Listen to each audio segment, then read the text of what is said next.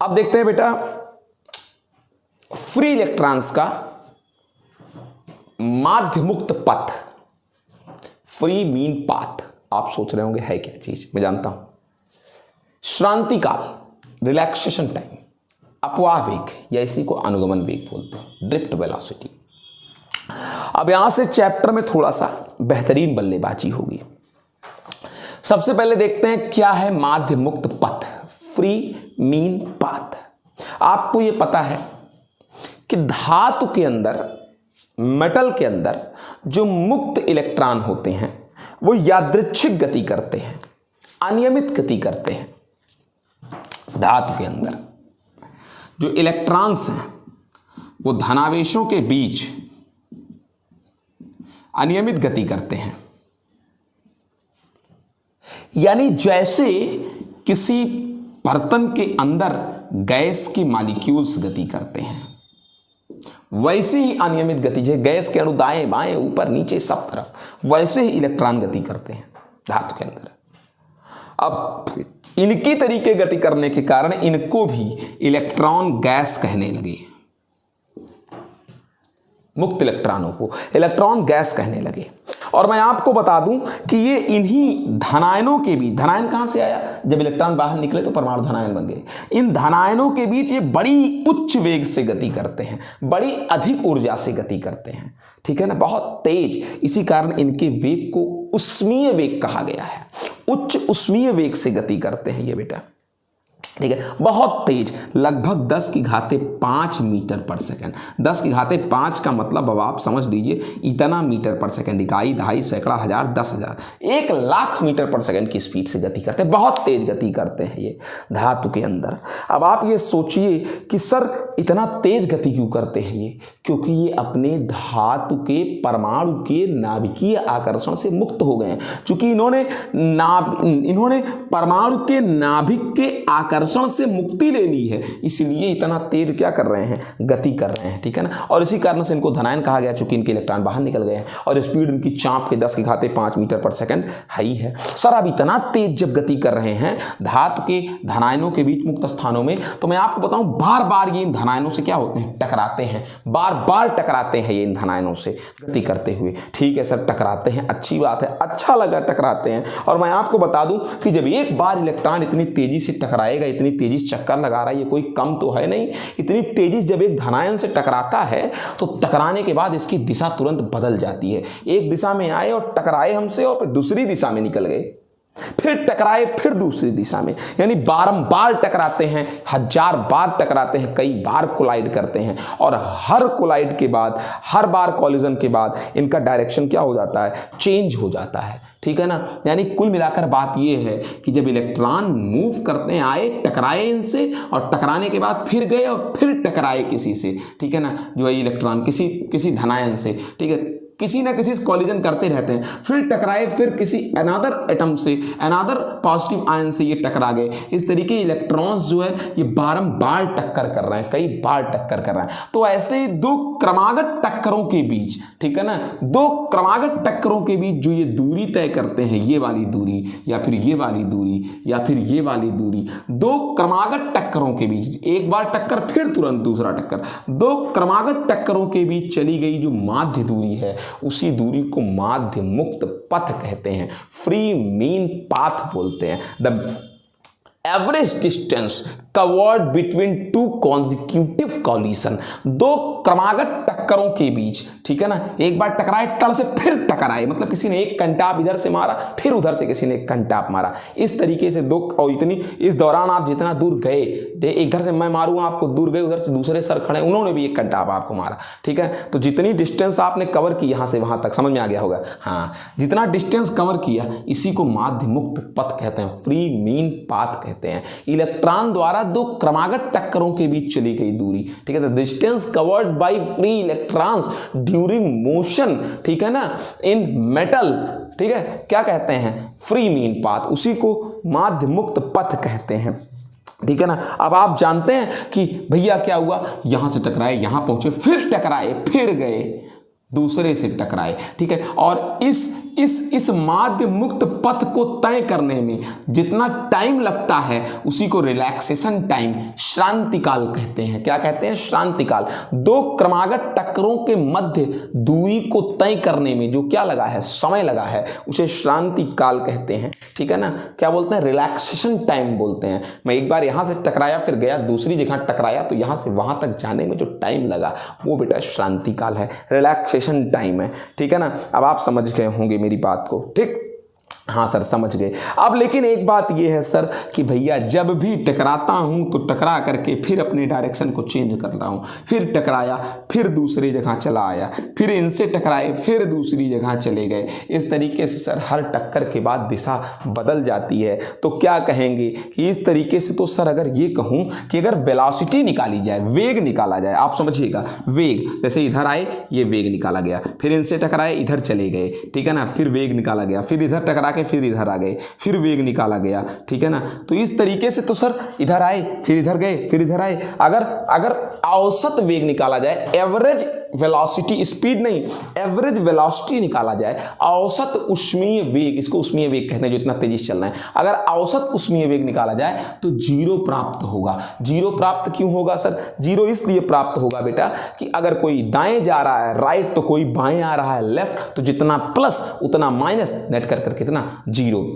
यानी हम आपसे क्या कहना चाह रहे हैं? हम आपसे ये कहना चाह रहे हैं कि अगर मान लें कि किसी धात्विक चालक में बहुत सारे इलेक्ट्रॉन्स हैं और उनके ऊष्मीय वेग u1, u2, u3 dot dot dot un है, तो अगर सबका एवरेज निकाला जाए, ठीक है ना, कुल n लोग हैं, कितने लोग हैं? n लोग। अगर एवरेज निकाला जाए सबका, तो औसत ऊष्मीय वेग कितना आएगा? जीरो प्राप्त होगा। सर क्यों? क्योंकि इसका मतलब क्या निकला? इसका मतलब ये निकला कि कोई नेट प्रवाह नहीं है मेटल के अंदर, मतलब कोई नेट दिशा में कोई प्रवाह नहीं है। कोई बाएं जा रहा है तो कोई दाएं जा रहा है, कोई ऊपर जा रहा है तो कोई नीचे आ रहा है, तो हमेशा किसी ना किसी को कोई ना कोई कैंसिल कर दे रहा है। ठीक है ना? यानी अगर ये कहें कि अगर कोई मेटल हो और इस मेटल में कोई सरफेस ऐसे ड्रा कर लें, तो जितने लोग इधर जा रहे हैं, ठीक है ना, लेफ्ट से क्या राइट, उतने ही लोग इधर भी आ रहे हैं। ठीक है ना? यानी क्या, राइट से क्या लेफ्ट आ रहे हैं, तो नेट फ्लो कितना हो गया? जीरो हो गया। यानी कोई नेट प्रवाह धात्विक चालक के अंदर नहीं है। ठीक है ना?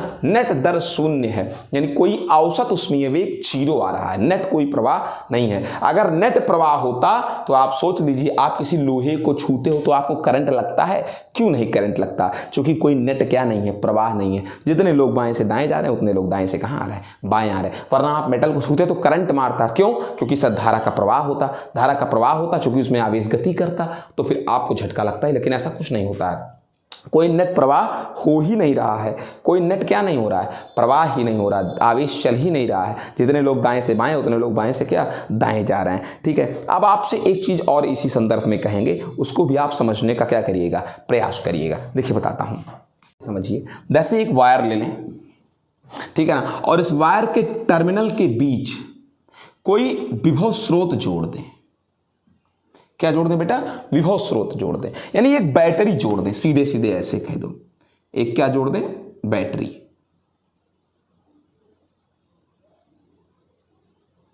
Plus minus. अब इनके बीच पोटेंशियल क्रिएट हो गया। ठीक है ना? अब आप ये सोचिए कि अगर इनके बीच विभवांतर स्थापित हो गया, हाई वोल्टेज और क्या बेटा, लो वोल्टेज, और विभवांतर स्थापित हो गया, तो इनके बीच एक वैद्युत क्षेत्र भी लग गया, क्योंकि हमको पता है कि E बराबर V बाई क्या होता है, D। अब अगर वैद्युत क्षेत्र हो गया, तो इस तार के अंदर जो फ्री इलेक्ट्रॉन्स हैं, जो फ्री कौन है, इलेक्ट्रॉन्स हैं, डेफिनेटली उन पर बल भी लगेगा, इन इलेक्ट्रॉन्स पर। और जब इलेक्ट्रॉन्स पर क्या लगेगा, बल लगेगा, तो ये जो बल है जो वैद्युत क्षेत्र से प्राप्त हुआ, तो डेफिनेटली वो कहेगा F बराबर m इंटू ए, वो उनको त्वरण प्रदान करेगा, ये बल इन इलेक्ट्रॉनों को। डायरेक्शन गलत हो गया, लो वोल्टेज का मतलब अगर माइनस ले लें, हाई वोल्टेज का मतलब प्लस ले लें, तो इधर से इधर बल लगेगा। अब ये बल इनको त्वरण प्रदान करेगा। ठीक है सर, अगर त्वरण प्रदान करेगा तो इसका मतलब ये हुआ कि क्या इलेक्ट्रॉन अपसर बढ़ती हुई गति, भाई त्वरण का मतलब क्या हुआ कि त्वरण का मतलब क्या, बल लग रहा है इन पर, और बल लग रहा है तो क्या इलेक्ट्रॉन का वेग बढ़ेगा? नहीं, ये सच है कि इनको त्वरण प्रदान हो रहा है, इन पर बल लग रहा है, वो भी ये इलेक्ट्रॉन है, तो क्षेत्र के विपरीत दिशा में, तो क्या सर वो इनका वेग बढ़ाएगा? नहीं, वेग नहीं बढ़ा पाएगा। क्यों? क्योंकि ये बार बार टकरा जाते हैं। किनसे? धनायनों से। तार के अंदर जो धनायन बैठे हैं, ये चलते हुए इलेक्ट्रॉन इनसे बार बार क्या कर जाते हैं? टकरा जाते हैं। टकरा जाते हैं तो फिर क्या? फिर दिशा बदल गई। तो क्या हुआ? दिशा बदल गई जब भाई टकराए, फिर दिशा बदलने लगी। लेकिन ठीक है, दिशा बदलने लगी, लेकिन इन पर अब भी एक बल लग रहा है, एक प्रेशर है कि चलना तुमको लो वोल्टेज से किधर ही है? हाई वोल्टेज, चलना इधर ही है। ऐसे हम टकरा गए दीवार से, फिर इधर जाने लगे, लेकिन कोई अब भी उधर से कह रहा है मुड़ो, उधर जाओ, तो अल्टीमेटली मुझे इधर आना ही पड़ेगा। यानी हुआ क्या कि जो तुमने बैटरी लगाई, जो विभव स्रोत लगाया, इनसे होता क्या है? इनको एक निश्चित दिशा में बल प्राप्त हो रहा है, ये टकरा जाते हैं, इनका वेग बढ़ नहीं पाता, क्योंकि हर बार टकरा कर अपनी ऊर्जा खो देते हैं। हमने धक्का दिया, तुम गए आगे, फिर टकरा गए, तो तुम्हारा वेग बढ़ नहीं पाया, लेकिन तुमको जाना कई दिशा में पड़ा, उसी दिशा में। टकरा गए, थोड़ा पीछे भी आए होगे, लेकिन फिर तुमको धक्का देकर मैं आगे भेजूंगा। यानी अब तुम नेट पीछे नहीं चल सकते। ये बात सच है कि टकरा जाओगे, स्पीड नहीं बढ़ पाएगी, लेकिन तुम पीछे नहीं चल पाओगे। थोड़ा पीछे आओगे, फिर तुमको मैं धक्का देकर भेजूंगा, पीछे नहीं आ पाओगे, जाना तुमको आगे ही पड़ेगा। टकरा जाओगे, इस कारण वेग भले ना बढ़े, वेलोसिटी भले ना बढ़े, लेकिन चलना तुमको कहां ही पड़ेगा? आगे ही पड़ेगा। ठीक है ना? अब आप ये सोच लीजिए, कि इनकी एनर्जी क्यों नहीं, इनका विस्तार मतलब वेग क्यों नहीं बढ़ पा रहा है? टकराने के कारण। ये अपनी ऊर्जा खो देते हैं, टकराने के बाद अपनी एनर्जी खो देते हैं। जिस परमाणु से, जिस धनायन से टकराते हैं, जिससे टकराते हैं, ये जिस धनायन से इलेक्ट्रॉन टकराते हैं, उसी को अपनी एनर्जी दे देते हैं। इससे तार का ताप भी बढ़ जाता है। जिस वायर में ये इलेक्ट्रॉन चल रहे थे, उसका ताप भी बढ़ जाएगा। लेकिन हम क्या करें? हमारे ऊपर आपने क्या लगा दिया? वैद्युत क्षेत्र लगा दिया, बल लग रहा है, हमें चलना तो पड़ेगा। भले मैं टकराऊंगा, भले मेरी स्पीड ना बढ़े, मैं टकरा जाऊं, अपनी एनर्जी दे दूं, लेकिन चलना एक दिशा में ही पड़ेगा। क्षेत्र के विपरीत दिशा में अगर मैं इलेक्ट्रॉन हूं तो इस तरफ चलना पड़ेगा। ये समझ गए आप इस चीज को? यानी जो तुमने विभव स्रोत दिया, जो बैटरी लगाई, जो विभव स्रोत दिया प्लस माइनस लगाकर, या जो बैटरी लगाई, उसने इन इलेक्ट्रॉनों को त्वरित गति, एक्सीलरेटेड मोशन नहीं प्रदान किया, स्पीड नहीं प्रदान किया, लेकिन इतना जरूर कहूंगा कि उसने इलेक्ट्रॉनों को एक दिशा में चलने को मजबूर कर दिया, माइनस से किसकी ओर? प्लस की ओर। वेग तो ना दे सका, चूंकि आप टकरा करके फिर कमजोर हो गए, अपनी एनर्जी दूसरे को दे दिए।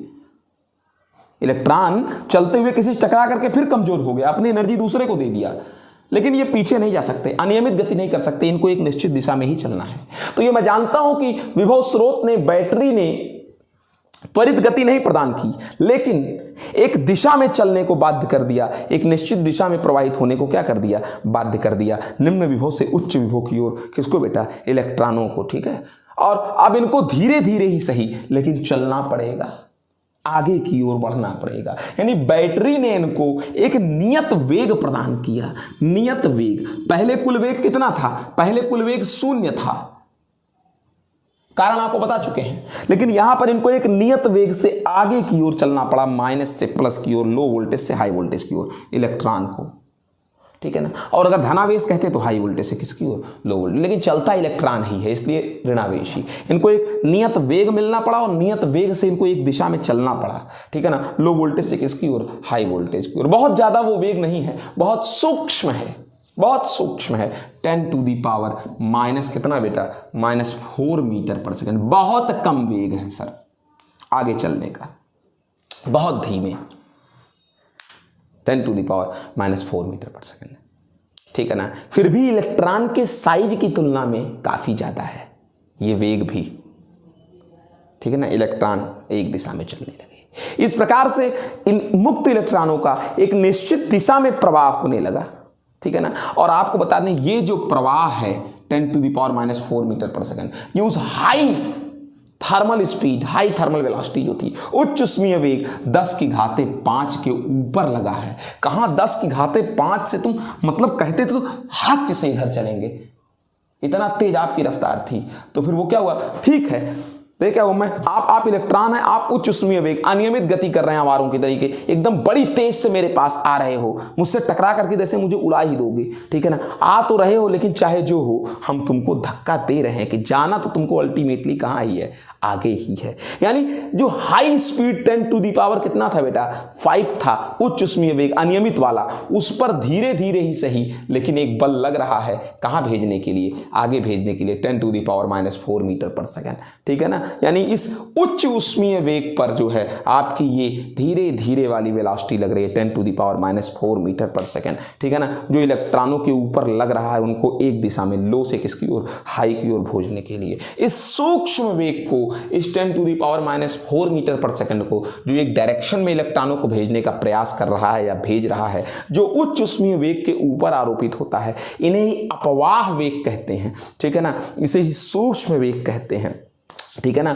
आप समझ जाइए कि ये उस उच्च उष्मीय वेग की तुलना में कितना कम है, बहुत थोड़ा सा है। यानी अपवाह वेग है क्या चीज़ असल में, यानी आप समझ जाएं कि अपवाह वेग क्या है। बैटरी के द्वारा प्रदान किया गया, बैटरी के द्वारा मुक्त इलेक्ट्रॉनों को प्रदान किया गया एक सूक्ष्म वेग है जो इलेक्ट्रॉनों को एक निश्चित दिशा में प्रवाहित करता है, ठीक है ना, जो उष्मीय वेग के ऊपर क्या होता है, आरोपित होता है। समझ गए इस चीज़ को। यानी वैद्युत क्षेत्र की कैसी दिशा में, विपरीत दिशा में। यानी अगर आपसे कोई पूछता है कि सर अपवाह वेग क्या चीज़ है, तो कहेंगे सर एक ऐसा वेग है जो इलेक्ट्रॉनों को, ठीक है, निम्न विभव से उच्च विभव की ओर एक निश्चित दिशा में सूक्ष्म वेग प्रदान करता है, ठीक है ना। अपवाह वेग एक सिरे से दूसरे सिरे की ओर वैद्युत क्षेत्र की कैसी दिशा में, विपरीत दिशा में इलेक्ट्रॉनों को चलाने वाला एक क्या है, वेग है, जो उष्मीय वेग के ऊपर आरोपित होता है, ठीक है ना। यानी समझ गए आप क्या चीज़ है अपवाह वेग। जब आप क्या लगाए, जब आप किसी तार के सिरों पर बैटरी से विभवांतर स्थापित करते हैं तो इलेक्ट्रॉन क्या करते हैं, इलेक्ट्रॉन निम्न विभव से उच्च विभव की ओर सूक्ष्म वेग से गति करते हैं, जिसे अपवाह वेग कहते हैं, ठीक है ना। ये कहां पर लगाया गया ये अपवाह वेग, ठीक है ना। ये अपवाह वेग उष्मीय वेग के ऊपर आरोपित हुआ, उष्मीय वेग के अगेंस्ट आरोपित हुआ, इलेक्ट्रॉनों को एक दिशा में निम्न विभव से उच्च विभव की ओर चलाने के लिए, ठीक है ना। यानी कुल मिलाकर एक बात तय हो गई, क्या कि पहले मेटल के अंदर कोई दाएं तो कोई बाएं था, तो नेट वेग कितना था, 0 था। अगर कोई इधर चलता था तो कोई इधर, तो नेट वेग 0 था। यानी औसत वेग कितना था, पहले 0 था, यानी कोई प्रवाह नहीं था नेट रूप से। और अब नेट रूप से प्रवाह है, लोग एक दिशा में चल रहे हैं निम्न विभव से उच्च विभव की ओर, यानी एक दिशा में अब आपको प्रवाह मिल रहा है। अब आपका औसत वेग 0 नहीं है, अब आपका औसत वेग क्या नहीं है, 0 नहीं है। एक निश्चित दिशा में इलेक्ट्रॉनों का प्रवाह क्या हो चुका है, बन चुका है। और अगर एक निश्चित दिशा में प्रवाह बन चुका है, औसत वेग 0 नहीं है, एक दिशा में इलेक्ट्रॉन चलने लगे हैं, एक दिशा में इलेक्ट्रॉन चलने लगे हैं, तो यानी हम कह सकते हैं कि अब परिपथ में विद्युत धारा स्थापित हो गई है। अब परिपथ में क्या स्थापित हो गई है, विद्युत धारा। इलेक्ट्रॉन चूंकि कई दिशा में प्रवाहित होने लगे, एक दिशा में प्रवाहित होने लगे, लो वोल्टेज से किसकी ओर, हाई वोल्टेज की ओर। सारे इलेक्ट्रॉन अब एक दिशा में चल रहे हैं, एक धारा स्थापित हो गई परिपथ में, किसके द्वारा, उसी वैद्युत क्षेत्र के द्वारा, उसी अनुगमन वेग के हाथों से जिसने इलेक्ट्रॉन को एक निश्चित दिशा में भेजना क्या किया, शुरू किया। समझ गए आप पूरी बात को, ये हो गई बेटा, ठीक है। अब आपने क्या देखा कि भैया कुल मिलाकर बात समझ में आई, बैटरी लगाने से उष्मीय वेग के ऊपर एक अपवाह वेग लगा जिसने इलेक्ट्रॉनों को निम्न विभव से उच्च विभव की ओर एक दिशा में चलने को बाध्य किया। इस कारण से अब औसत प्रवाह 0 नहीं है और परिपथ में क्या स्थापित हो गई, धारा स्थापित हो गई। समझ गए इस चीज को। अब आपको एक बात और बतानी है, क्या है अपवाह वेग, ये सूक्ष्म वेग जो वैद्युत क्षेत्र लगाने पर इलेक्ट्रॉनों की अनियमित उष्मीय वेग के ऊपर आरोपित होता है, जिससे इलेक्ट्रॉन एक निश्चित दिशा में निम्न विभव से उच्च विभव की ओर गति करते हैं। बहुत कम है ये, लेकिन एक दिशा में तो है। वो बहुत ज्यादा था, लेकिन नेट कितना था, 0 था। ठीक है। अब आपको एक बात और, सर जानिए किसी परिपथ में धारा की दिशा वही मानी जाती है जो धनावेश के प्रवाह की दिशा है। जिधर धनावेश बहता है वही धारा है। तो धनावेश बहने का मतलब इलेक्ट्रॉन के विपरीत दिशा में, अगर इलेक्ट्रॉन इधर तो धनावेश इधर, और यही धारा की दिशा। यानी धारा की दिशा इलेक्ट्रॉनों के प्रवाह के विपरीत है, धनावेशों के प्रवाह की दिशा में। समझ गए?